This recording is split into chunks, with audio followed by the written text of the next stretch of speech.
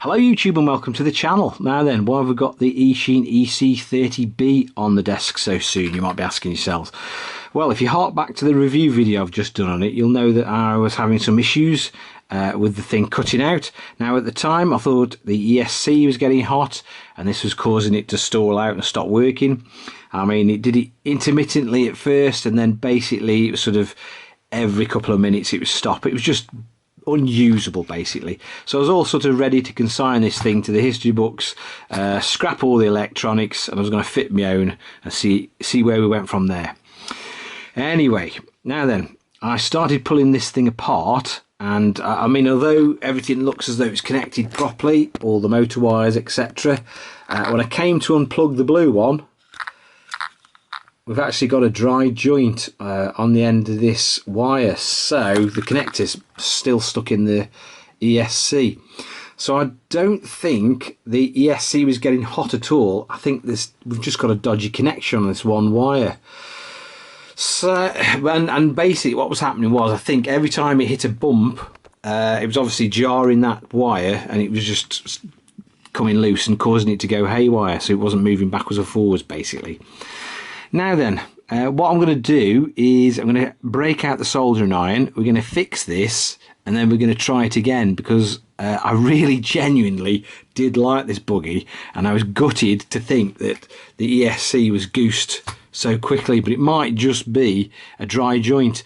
But to be honest, if you've got a dry joint and no soldering iron, it may as well be the ESC. But this is something we can fix quite easily.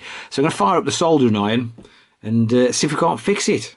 So there's the offending item. It actually looks as though it's just snapped off in this motor connector here, because I actually had to pull this out with a pair of pliers. It was pretty firmly pushed in there.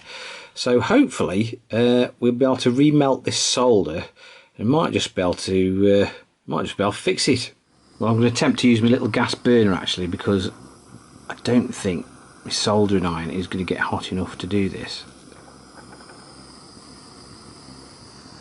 Let's see if that works. Ouch, that's hot. Now while I've got the gas burner out, I'm going to use it to shrink the heat shrink as well while I'm there.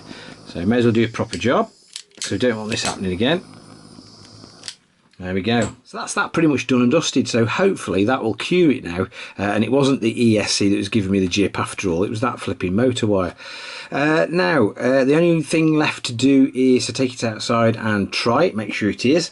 But while I was looking for my solder, I came across, just move that out of the way, I came across this old HBX 901A motor that I took out, the HBX 901A. So that is the same diameter as that motor, so the mount should be the same. So that's probably a future video there, sticking that thing in, because I bet with that in it'll absolutely rip. It might even do the top speed, who knows.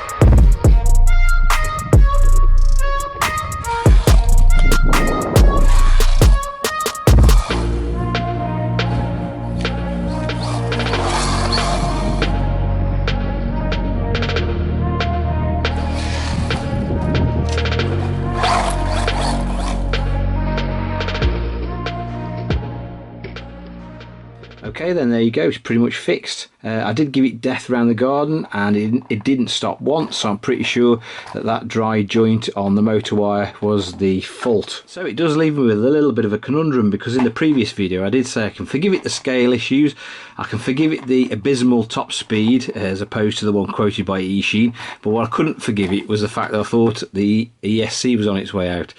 Obviously it's not, it was just a dry joint and it's turned out to be a really straightforward fix. So I am going to change my mind after all that, because this thing is good fun, there's no doubt about it. I really do enjoy using it, it is good fun, and now that I've found the problem, I'm fairly confident that I can recommend it to you guys. It's not going to have any inherent electrical faults. And if there is anyone else out there who's bought one and is having a similar sort of issue, you might want to look at your motor wires, because you might just find that you've got a dry joint like I did.